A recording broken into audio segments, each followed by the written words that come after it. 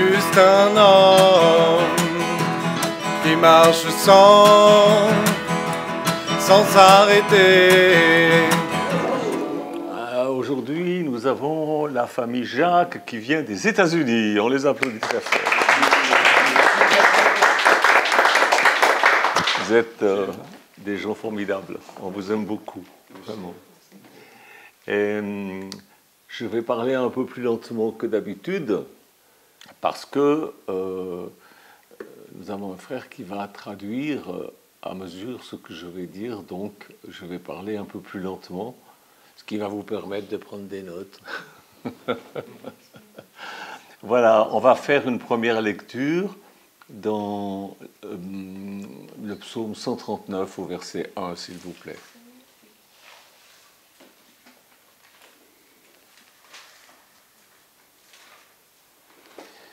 Jésus, je te prie de bénir ta parole, qu'elle fasse du bien à nos cœurs, qu'elle nous réconforte, qu'elle nous rassure et que nous puissions mettre toute notre confiance en toi et rien qu'en toi, au nom de Jésus. Amen. Éternel, c'est David, hein? Éternel, tu me sondes et tu me connais. Tu sais quand je m'assieds et quand je me lève. Tu pénètres de loin ma pensée. Tu sais quand je marche et quand je me couche. Et tu pénètres toutes mes voies. Car ta parole n'est pas sur ma langue que déjà, ô Éternel, tu la connais entièrement. Tu m'entoures par derrière, par devant, et tu mets ta main sur moi. Une science aussi merveilleuse est au-dessus de ma portée, elle est trop élevée pour que je puisse la saisir. Où irai-je loin de ton esprit? Où fuirai-je loin de ta face? Si je monte vers les cieux, tu y es. Si je me couche au séjour des morts, t'y voilà. Si je prends les ailes de l'aurore et que j'aille habiter aux extrémités de la mer, là aussi ta main me conduira et ta droite me saisira. Et je dis, au moins les ténèbres me couvriront, la nuit deviendra... Et si je dis au moins les ténèbres me couvriront, la nuit devient lumière autour de moi. Même les ténèbres ne sont pas obscures pour toi. La nuit brille comme le jour, les ténèbres comme la lumière. C'est toi qui as formé mes reins, tu m'as tissé dans le sein de ma mère. Je te loue de ce que je suis une créature si merveilleuse. Ouais. Tes œuvres sont admirables et mon âme le reconnaît bien. Mon corps n'était point caché devant toi lorsque j'ai été fait dans un lieu secret, tissé dans les profondeurs de la terre. Quand je n'étais qu'une masse informe, tes yeux me voyaient, et sur ton livre étaient tous inscrits les jours qui m'étaient destinés, avant qu'aucun d'eux n'existât. Que tes pensées, ô Dieu, me semblent impénétrables, que le nombre en est grand. Si je les compte, elles sont plus nombreuses que les grains de sable. Je m'émerveille et je suis encore avec toi. Ô Dieu, puisses-tu faire mourir le méchant, homme de sang, éloignez-vous de moi. Ils parlent de toi d'une manière criminelle, ils prennent ton nom pour mentir, eux, tes ennemis. Éternel, n'aurais-je pas de la haine pour ceux qui te haïssent, du dégoût pour ceux qui s'élèvent contre toi? Je les hais d'une parfaite haine, ils sont pour moi des ennemis. Sonde-moi, ô Dieu, et connais mon cœur, éprouve-moi et connais mes pensées. Regarde si je suis sur une mauvaise voie, et conduis-moi sur la voie de l'éternité. Amen. Vous vous rendez compte, David, il dit, je les hais d'une parfaite haine. Oh. Non, simplement, je les hais pas, mais je les déteste. Non, c'est pas... je les hais pas, mais bon, je les évite. Qu'est-ce qu'on vient de lire? Dieu sait tout. Il sait quand tu te lèves, il sait quand tu t'assieds, verset 2. Et depuis quand est-ce qu'il sait ça? Eh bien, quand j'étais une forme invide, une masse informe, est-ce que je vais y arriver? Tes yeux me voyaient. Sur ton livre étaient inscrits tous les jours de ma vie, toute ma destinée, avant qu'aucun d'eux n'existât. Verset 16.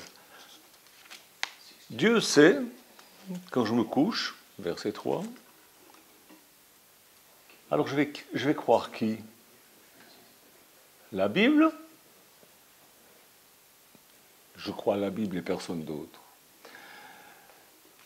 Je me souviens que Raphaël, l'homme qui m'a emmené à Dieu, le pasteur gitan, voulait aller en Belgique. Il avait fait les tracts, il avait loué des salles, et Dieu, dans la nuit, lui a parlé et lui a dit non, va en Suisse. Parce que là-bas, j'y ai un peuple nombreux. C'est dans la page 20 de mon livre Oracle. Je raconte ça.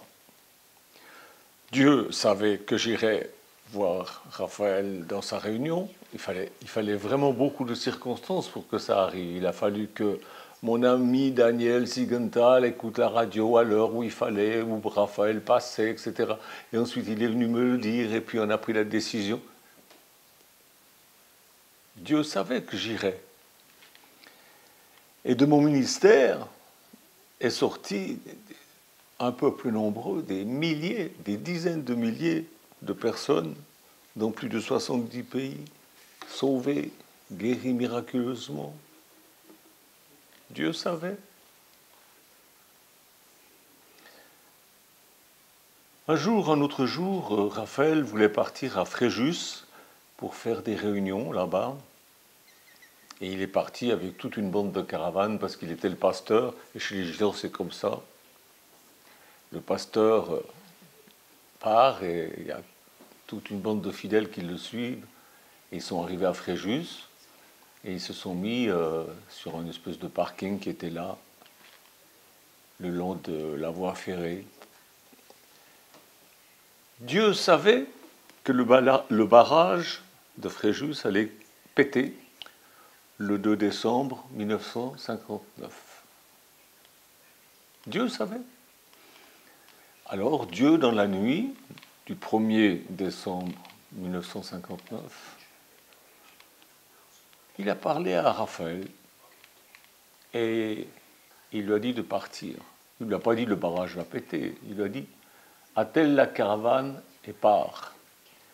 Alors, il l'a fait et tous les autres ont dit mais pourquoi tu pars? Il dit faites ce que vous voulez, moi je m'en vais. Et tous les autres ont dit si le serviteur de Dieu s'en va, on s'en va aussi. Mais quelques-uns ont contesté, mais on a distribué des tracts, on a loué une salle, je m'en vais. Et ils sont tous partis. Et le 2 février, le barrage a explosé. Raphaël avait écouté Dieu. Tout le camp a été sauvé. 48 millions de mètres cubes d'eau et de boue ont tout dévasté. 423 personnes sont mortes là.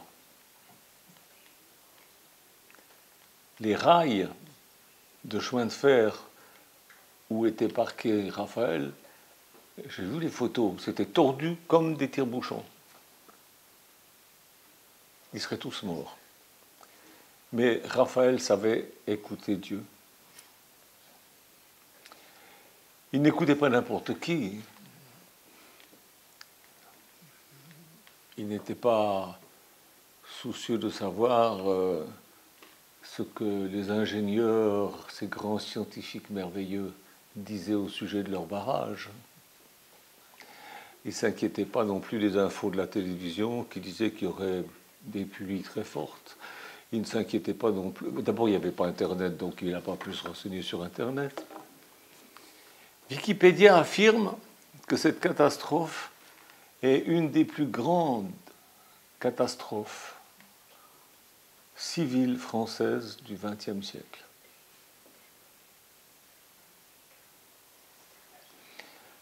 Pourquoi Dieu n'a pas averti les incroyants de Fréjus? Parce qu'ils étaient occupés à d'autres choses. Ils s'intéressaient à des tas de futilités, ils s'intéressaient aussi à leur travail, et puis voilà, puis c'était le week-end, ils allaient gâcher. Hein. Dieu sait quand je me couche, quand je me lève, quand je m'assieds. Et il le sait depuis dès avant la fondation du monde. c'est pas pour rien que dans la Bible, on trouve 365 fois Dieu qui dit « Ne crains pas mon peuple, ne crains pas, je sais tout, je t'avertirai à mesure. » À qui Dieu dit-il « Ne crains pas » ? Aux croyants, à ceux qui l'écoutent. Qu'est-ce que vous voulez qu'il aille dire aux incroyants? Ils ne croiraient pas.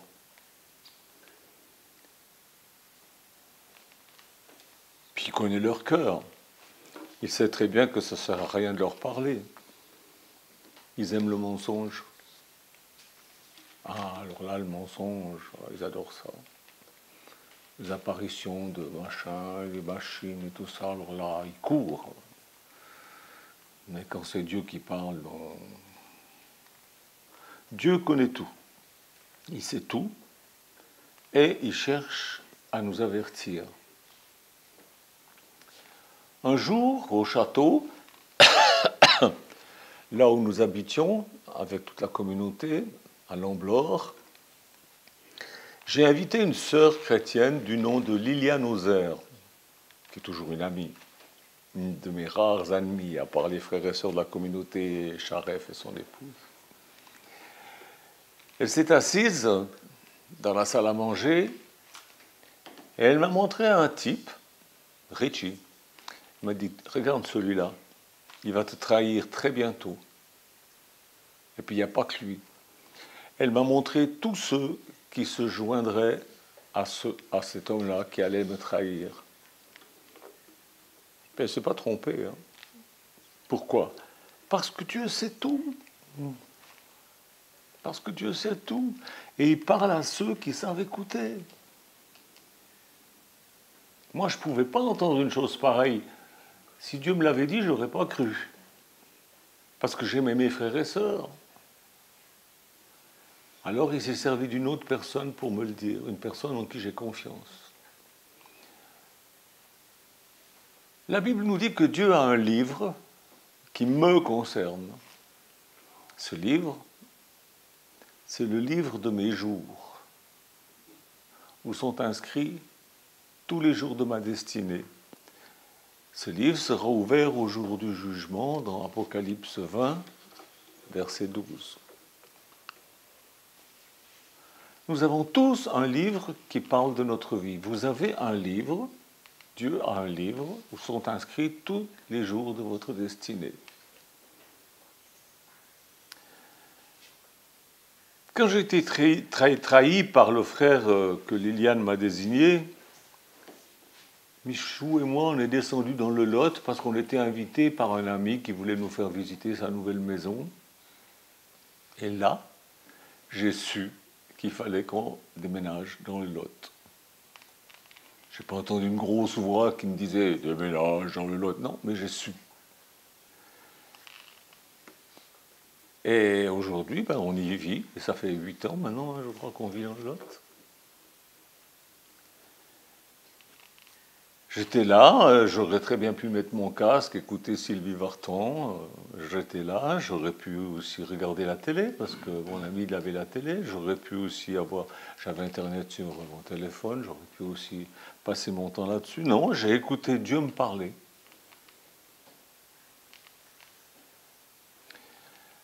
Car je sais que Dieu sait.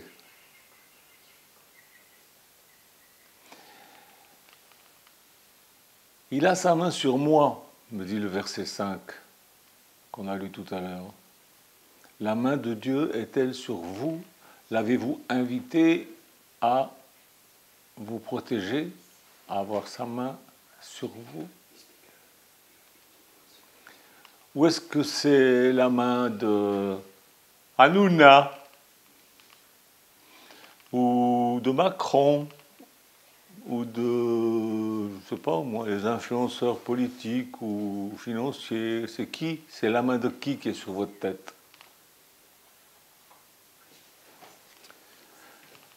Dieu sait tout, et voilà ce qu'il dit dans le psaume 37, 1, 6, c'est le numéro 2. 37, 1, 6, je dis ça pour nos amis américains parce que je leur ai filé une Bible en anglais, ils peuvent lire aussi. 37, 1, 6. Ne t'irrite pas contre les méchants, n'envie pas ceux qui font le mal, car ils sont fauchés aussi vite que l'herbe, et ils flétrissent comme le gazon. Confie-toi en l'Éternel et pratique le bien. Aie le pays pour demeure et la fidélité pour pâture, pour nourriture. Fais de l'Éternel tes délices, et il te donnera ce que ton cœur désire. Recommande ton sort à l'Éternel, mets en lui ta confiance, et il agira. Dieu sait quand tu te lèves, et quand tu te lèves, est-ce qu'il te voit prier ?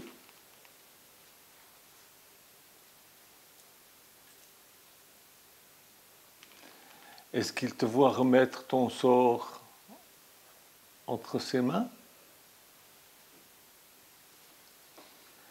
Est-ce qu'il voit que tu as foi en lui ?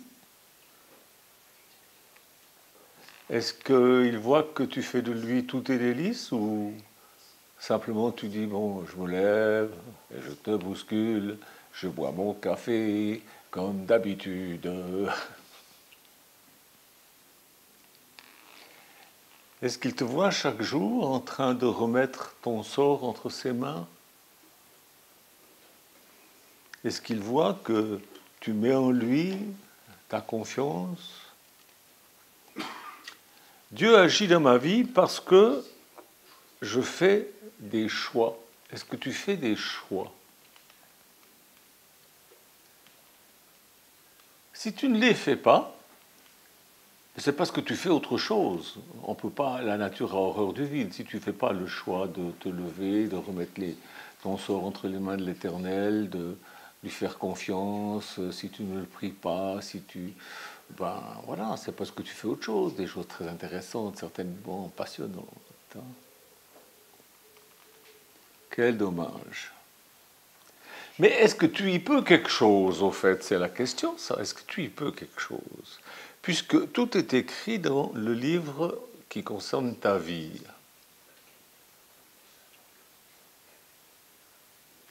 Ben oui, tu y peux quelque chose. Parce que je t'ai parlé. Parce que tu m'as entendu. Parce qu'aujourd'hui, tu sais que tu peux choisir de faire ou pas ce que je t'ai dit. C'est à ça que ça sert les serviteurs de Dieu. Maintenant, si tu ne fais pas ce que je te dis, ben, tu montres quel est ton cœur. Et c'est tout. Et si tu fais ce que je te dis, tu montres aussi ce qu'est ton cœur.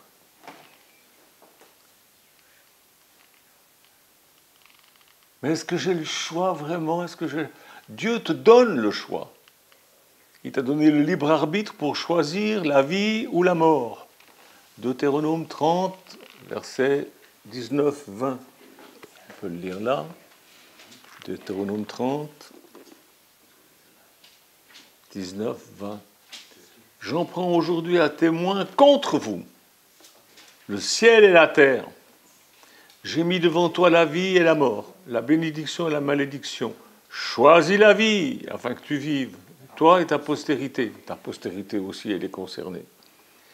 Pour aimer l'Éternel ton Dieu, pour obéir à sa voix et pour t'attacher à lui, car de cela dépendent ta vie et la prolongation de tes jours, et c'est ainsi que tu pourras demeurer dans le pays que l'Éternel a juré de donner à tes pères, Abraham, Isaac et Jacob. On parle même de prolonger les jours. Tu donnes le libre arbitre de choisir. Si tu choisis, il peut même prolonger tes jours. Dieu sait ce que tu vas choisir. Ça, il le sait. Et toi, est-ce que tu sais ce que tu vas choisir ? Oui, tu le sais. Tu sais ce que tu vas choisir. Tu sais très bien. Tu as décidé. Et tu restes sur ta décision. Eh bien, reste-y. Tu sais ce que tu vas choisir.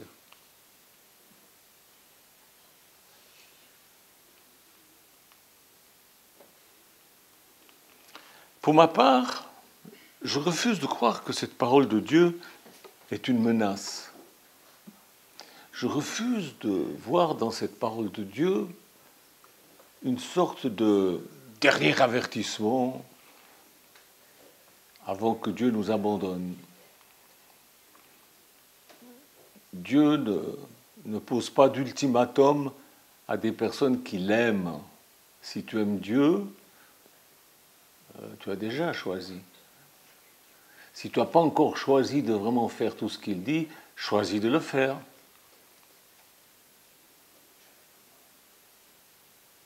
Tu montreras comme ça ton cœur, s'il est bon ou s'il n'est pas bon, s'il y a de la foi dedans ou pas. Vous vous rappelez de 2 Chroniques 20-20 ?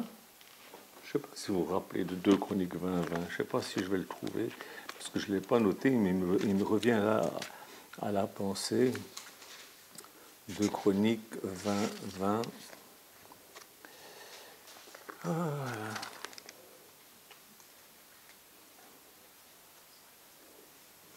Confiez-vous en l'Éternel votre Dieu et vous serez affermis. Confiez-vous en ses prophètes et vous réussirez. Confie-toi en Dieu, tu seras ferme. Et confie-toi dans ses serviteurs et tu réussiras. Ne te confie pas en Dieu et tu seras... Ne te confie pas dans ses serviteurs et tu ne réussiras pas. C'est toi qui choisis. Dieu n'a pas envoyé ses serviteurs pour te faire rigoler, pour te faire passer le temps ou pour te prendre ton pognon. Bon, regardez à Jésus. Jésus, il aurait très bien pu rester tranquillement charpentier dans son petit coin. Mais quand il a choisi de s'impliquer, d'impliquer son existence, en prenant à bras-le-corps sa vocation de prédicateur itinérant, il a choisi la vie, qui l'amena à la mort. Vous me direz. Il a choisi la bénédiction. Il a choisi d'avoir la bénédiction de Dieu sur lui. Et il a tout fait pour être une bénédiction pour les autres. Parce que quand on choisit pour soi, ça fait du bien aux autres.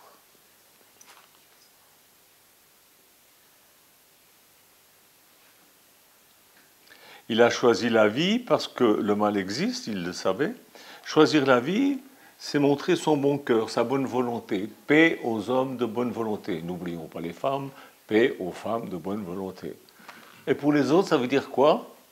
Exactement le contraire.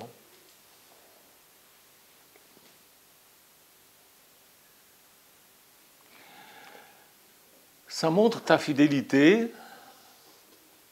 Jésus a montré sa fidélité, il a choisi la vie, c'est une bienveillance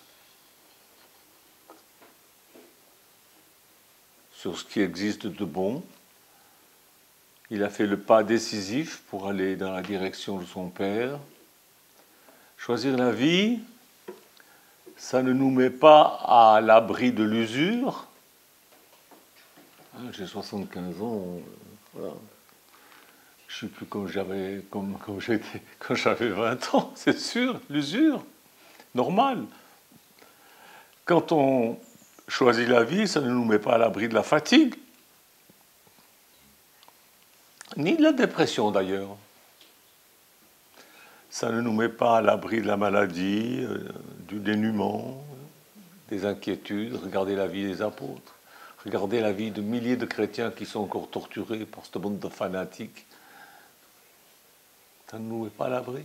Choisir la vie ne nous met pas à l'abri des trahisons, de la colère, de nos 1000 défauts, des nôtres et puis de ceux des autres. Choisir la vie, c'est être une splendeur ici-bas, c'est tout. Une splendeur qui glorifie Dieu pour ceux qui savent le reconnaître. Voilà, c'est ce que je voulais vous dire. Alors choisis la vie, choisis la vie. Tu peux le faire. T'as qu'à dire je choisis. Et ensuite, bah, tu fais tout ce que tu trouves qui est écrit. Tu veux pas?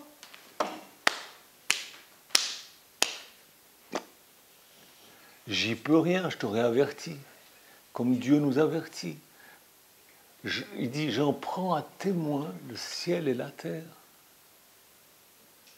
Choisis la vie ou la mort. Choisis.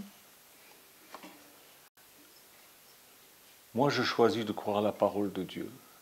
Je crois qu'il me voit quand je me lève, quand je me couche, quand je m'assieds, quand je vais aux toilettes, quand je vais dans mon bureau, quand je vais partout. Il sait tout, il voit tout. Et ça me rassure, ça me fait du bien. Je suis content de ça. Je suis content que Dieu prenne soin de moi. Je suis quoi? Rien. Toi qui es malade, toi qui es souffrant, ne pense pas que Dieu te punit ou des trucs comme ça, c'est faux. Dieu n'envoie pas la maladie pour punir les gens, c'est faux. C'est une doctrine stupide, méchante, cruelle.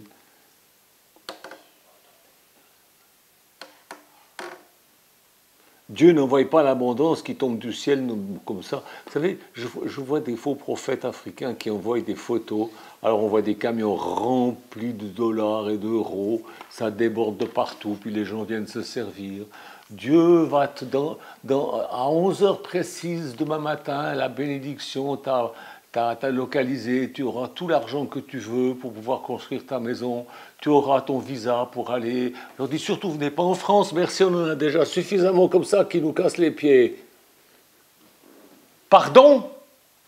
Mais si vous êtes des crétins à croire des âneries pareilles, pardon, on ne vous veut pas. Il faut que vous choisissiez de croire Dieu. Dieu dit, je bénis l'œuvre de tes mains, ton travail. Le travail et l'investissement, investissez, ne dépensez pas tout à mesure, investissez, même s'il y a peu, investissez. Ne croyez pas ces prophètes de pacotille. C'est des faux prophètes. La Bible dit qu'il y aura des faux prophètes. Eh bien, ils sont là. Hein. Ah, ils vous mettent des maisons, des photos de maisons, mais même à Hollywood, je n'en ai pas vu des comme ça. Je ne sais pas où ils ont été chercher ces baraques. Et puis tu as des bonnes femmes et des bons hommes qui vivent dans des cases pourries, avec même le sol, et puis ils disent « Amen, je reçois, Amen, au nom de Jésus, Dieu est tout-puissant. » Mais vous prenez Dieu pour un crétin, quoi. Ou vous êtes crétin.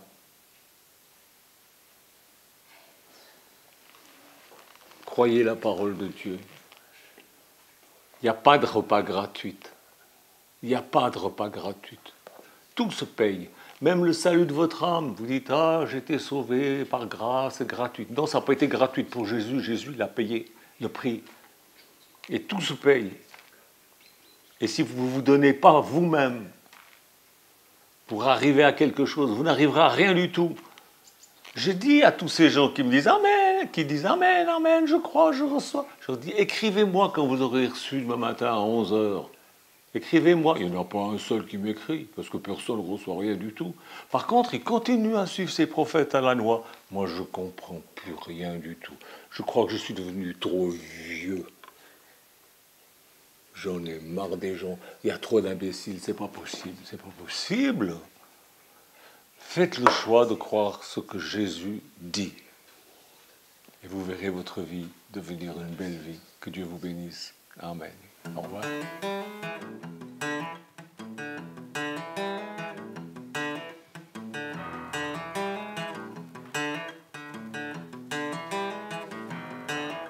Je suis juste un homme qui marche sans s'arrêter. Le vent n'emportera pas ma maison. C'est en Dieu que se trouve ma raison. Le temps a une influence sur moi. Je progresse de pas en pas. Chante Alléluia. Chante Alléluia. Chante Alléluia. Chante Alléluia. Chante Alléluia. Chante.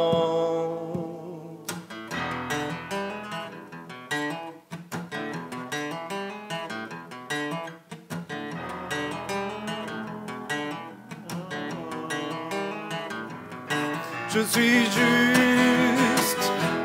juste devant Dieu. Je marche sans me retourner. Ce ne sont pas les hommes qui m'arrêteront, ni leurs paroles vaines qui s'envoleront. Je parle à mon cœur chaque jour et c'est sa parole qui dure toujours. Chante Alléluia, chante Alléluia, chante Alléluia, chante Alléluia, chante Alléluia, chante.